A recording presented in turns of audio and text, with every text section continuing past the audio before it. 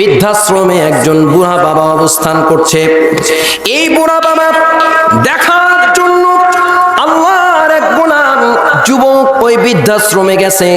বৃদ্ধাশ্রমে গিয়ে দেখে তার কলিজার টুকরা বাবা, খুব ভালো করে শোনেন, তার কলিজার টুকরা বাবাকে দেখে জিজ্ঞাসা করলো, বাবা কি এমন, কি ব্যাপার, আপনি এখানে অবস্থান করছেন?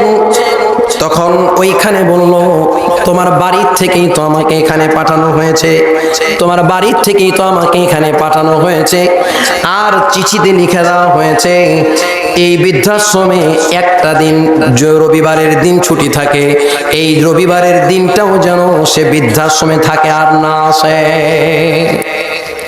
ও বাবা, এই সন্তান বৃদ্ধাশ্রমে বাবাকে দেখতে যাওয়ার জন্য একদিন দুই দিন করে যায়, খুবই খেয়াল করেন।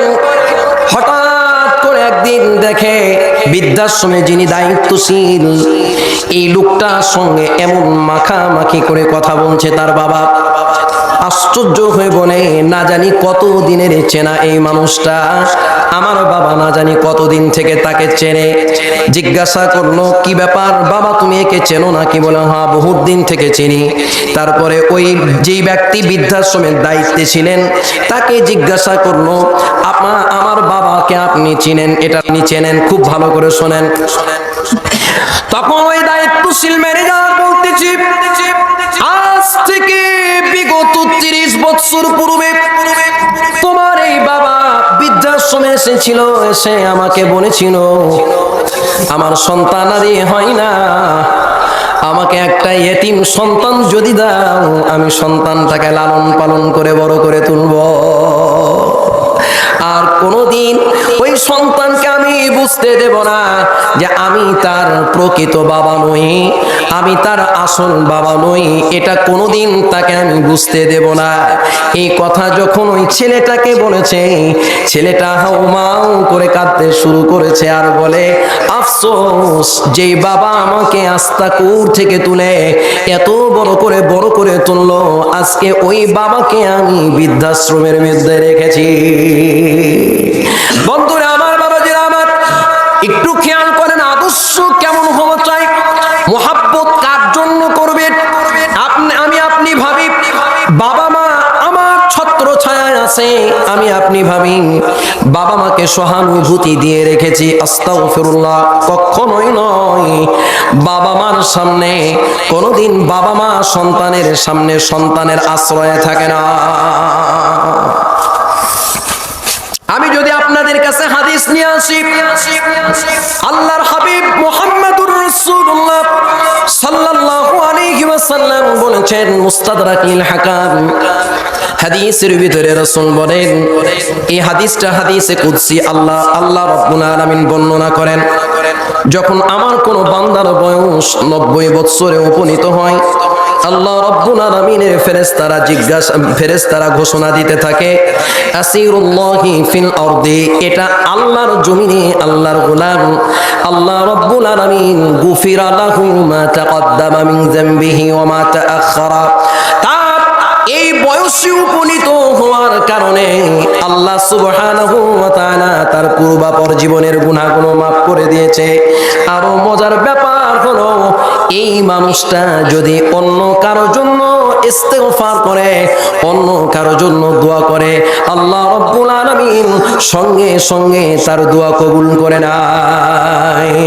এই ছোট্ট কথার দ্বারা বোঝা যায়, আপনার বাড়িতে যদি কোনো বৃদ্ধ বাবা আর বৃদ্ধা মা থাকে, কোনো দাদা দাদি থাকে, নানা নানি থেকে থাকে, এটা আপনার আশ্রয়স্থলে থাকে না, বরং তার করুণা, তার স্নেহ, মমতার, আদরের ছায়াতলে, আঁচলের ছায়াতলে আপনি অবস্থান করেন। আল্লাহ সুবহানাহু ওয়া তাআলা কুরআনুল কারীমের মধ্যে সূরা বনী ইসরাঈলে বলেন, ওয়াখফিদ লাহুমা জানাহাজ যুল্লি মিনার রাহমা, এই দুটোকে, এইটাকে আর এইটাকে জানাহাজুল বলা হয়, এই দুইটা বাহুকে জানাহাজুল বলা হয়। আল্লাহ পাক বলেন, তোমার মা আর বাবার জন্য তোমার দুইটা রহমতের বাজু তুমি বিছায় দাও। সন্তান একটু বড় হয়ে যাওয়ার পর এই সন্তান ইনকাম করতে শেখে, টাকা পয়সা সওয়ারা হয়ে যায়, কিছুক্ষণের ভিতরে বাবা মাকে ভুলে যায়। মানুষের কাছে বলে আমার মা আমার দিকেই খাচ্ছে, আমার বাবা আমার দিকেই খাচ্ছে। ও সন্তান, কেন তুমি বলো না আমার আল্লাহর রহমত আমার বাড়িতে আছে? তুমি মানুষের সামনে প্রচার করো আমার মা আমারই খায় আমারই পরে, এখন আমি মাকে দেখাশোনা করি। না না রে গোলাম, বরং তুমি এই কথা বলো আমার মা এটা একটা রহমত, আমার বাবা এটা একটা রহমত। এখনো বাবা মাকে এই রহমতকে আল্লাহ আমার ভাগে আমার হিস্সায় আমার অংশের ভিতরে ফেলে রেখেছে, এখনো আমি ওই রহমত পাই। ওয়াকফিদ লাহুমা জানাহাজ যুল, এই আয়াতের এই জায়গার তাফসীর করতে গিয়ে মুফাসসিরিনে কেরাম বলেছেন যে একটা দূর থেকে কোনো তাক করে একজন শিকারী একটা বন্দুক দিয়ে একটা বককে তাড়া করলো, একটা বককে গুলি মারলো। গুলি মারার সাথে সাথে তার ডানাতে, দুইটা ডানাতে গুলি লেগে গেছে। ভালো করে বুঝেন, এই বক দুইটা ডানায় গুলি খাওয়ার পর সে দুটো ডানাকে দুই দিকে বিছায়া দিয়া অপলক নেত্রে শিকারীর দিকে চেয়ে আছে। শিকারী দৌড় দিয়ে বককে ধরবে, আর বক অপলক দৃষ্টিতে মায়াবী দৃষ্টিতে তাকিয়ে থেকে ডেকে ডেকে বলছে, রে আল্লাহর গোলাম, আমার দুটো ডানা ইনজিওর্ড হয়ে গেছে, আমার দুটো ডানাতে আঘাতপ্রাপ্ত হয়েছি, আমি অসহায়, আমি এখন উঠতে পারি না, আমার শক্তি হারিয়ে গেছে, দুইটা বাহু আমি বিছিয়ে দিয়েছি, এখন তুমি শিকারী পারো আমার উপরে করুণার এহসান করতে। এইখানে শিকারী যে অবস্থায় আছে আর বকটা যেমন নিরুপায় হয়ে নমনীয় দৃষ্টিতে আপনার দিকে তাকাচ্ছে, আল্লাহর গোলাম তুমি দুইটা বাজু বিছিয়ে দিয়ে তোমার মা বাবার দিকে ওই রকম ভাবে তাকাও, তোমার মার বাবার দিকে তাকাও আর বলতে থাকো, এ কলিজার টুকরা মা আর বাবা, তোমরা যদি আমার উপরে ইহসান না করো, আমার উপরে যদি দয়া না করো, আমার উপরে যদি নেক দোয়া না করো, আমি ধ্বংস হয়ে যাব, আমি বরবাদ হয়ে যাব। আমার কাছে থাকা অবস্থায় মা আর বাবাকে বলো, মা আর বাবা তোমরা সব সময় আমার জন্য কল্যাণের দোয়া করো। যত বড়ই হুজুর আমি হই না কেন, যত বড়ই হুজুর হোক না কেন, আপনি যত কিছুই দিয়ে পৃথিবীর সব নিয়ামত দিয়ে তাদের কাছে যদি দোয়া চান, এ দোয়া কবুল হতেও পারে নাও হতে পারে, 50-50, 100% নয়।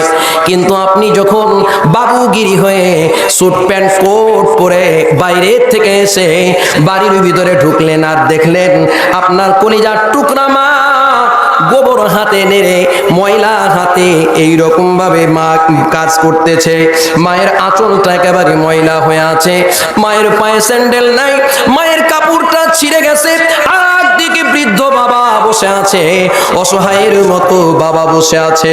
আল্লাহর গোলাম রে, যত বড়ই বিপদে পড়ে যাও, তুমি যখন ওই মায়ের কাছে যাবা, মা একদিক থেকে আঁচলটা বেশ বার করে কোন রকম হাতটা মুছে ছেঁড়া চুল যখন আরশের মালিকের কাছে তুলে দেবে, আল্লাহ রব্বুল আলামিন এই আঁচল আল্লাহর আরশ থেকে তিনি ফেরত দেন না।